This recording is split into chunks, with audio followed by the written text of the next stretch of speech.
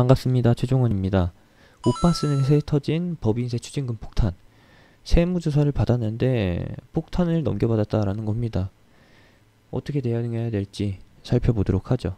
본론으로 들어가기 전에 하단의 구독과 따봉 버튼 빠르게 눌러주시고, 궁금한 점이 있으신 분들은 하단의 카톡방 링크 타고서 들어오시면 되겠습니다. 본론으로 들어가겠습니다. 배보다 배꼽이 더 큰 사태가 터졌습니다. 오빠스넷 자본금이 300억인데 추징금이 93억. 완전 잭팟이 터져버렸다라는 것이죠. 배보다 큰 배꼽. 요거 어떻게 대응해야 될까? 바로 보도록 하겠습니다. 공시부터 보도록 하죠. 벌금 등의 부과 공시. 부과 금액은 93억 수준. 납부기한은 7월 말까지. 규모는 자본금 대비 30%라고 합니다. 마지막으로 제일 중요한 거, 가장 중요한 거, 제가 말씀드리고 싶은 거는 부과금액 또는 납부기한이 변동이 생길 수가 있다라는 겁니다. 그때 재공시하겠다라는 것인데, 이 말은 어떻게 해석할 수 있느냐, 그게 중요하다는 것이죠. 이걸 말씀드리려고 이렇게 영상을 준비한 겁니다. 오빠스넷 2009년부터 2017년에 해당하는 세무조사를 받았고, 위반 사실이 발견돼서 93억짜리 추징금을 부과받았습니다. 곧 납세고지서가 발부되고 세무서랑 오빠스넷이랑 협의에 들어가던가, 아니면은 오빠스넷 측에서 이의 신청을 할 겁니다. 그 과정까지는 주가 변동이 없을 것이라는 거죠. 현재 수준에 머무를 것이라는 겁니다. 오빠스넷의 주가 현재 11,000원 초반선에 걸터 있는데, 힘들죠. 이렇게만 보면 힘듭니다. 근데 역사적으로 사례를 들어보면은 여러분들이 이 상황을 이해하고 기회로 보실 수가 있을 겁니다. 많은 사례들이 있는데, 추징금이 이렇게 잭팟이 터지게 되면은 납세자들은 두 가지를 선택하게 됩니다. 파산 또는 납부가 가능하면은 분할 납부를 선택하게 되죠. 대부분이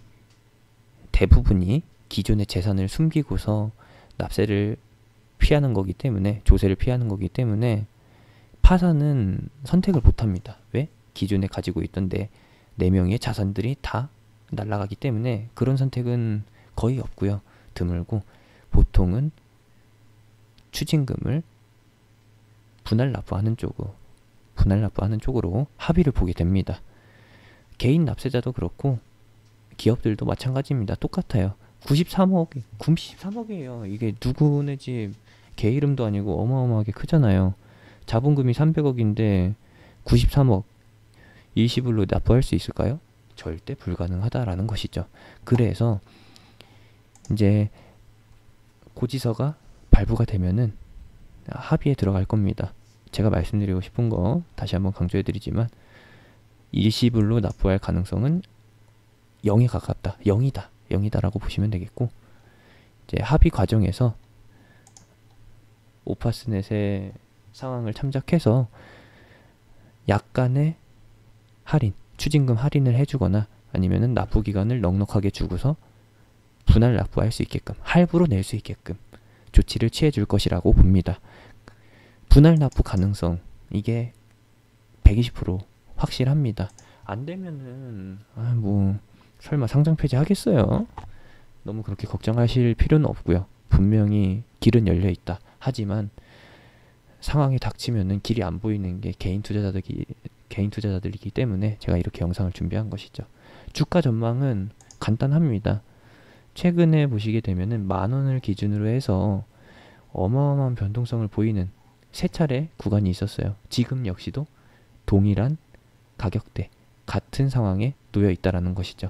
기존에 어떤 악재가 있었는지, 무슨 근거를 기준으로 해서 이러한 주가 변화가 나타났는지 아실 필요가 없습니다.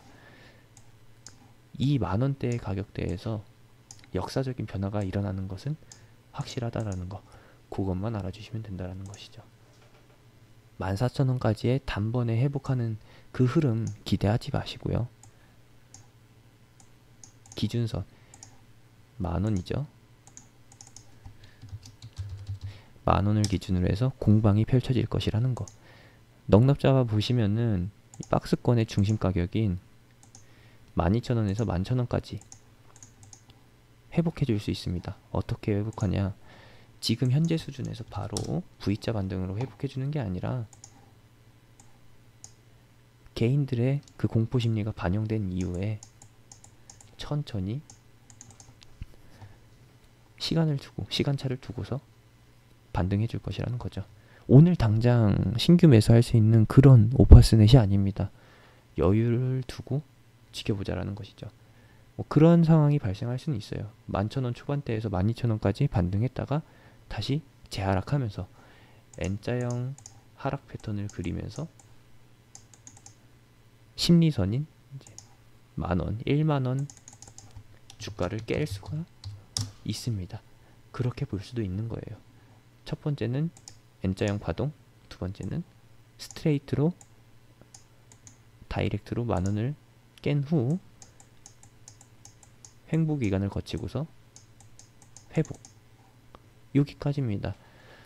오파스넷의 실적 모멘텀이 얼마나 크게 나타날지, 크게 전망되고 주가에 반영될지 그거는 장담할 수가 없습니다. 왜? 지금은 실적 모멘텀보다는 추징금 악재가 더 크게 해석되고 있기 때문이죠. 이 부분들 참고해 주시고, 물론 제가 알려드린 이 가격대는 공략 가능한 기존 주주분들의 대응 포인트가 될 수도 있지만 미보유자들의 진입 포인트가 될 수도 있다는 거 참고하시면 되겠고요. 도움이 되셨다면 하단에 구독과 따봉 버튼 빠르게 눌러주시고요. 매주 수요일 저녁 9시 30분에 공개 방송이 있으니까 무료 추천주도 공유해드리고 있으니까요. 많은 참석 바랍니다. 이상으로 영상 마치겠습니다. 오파스넷 최종원이었습니다.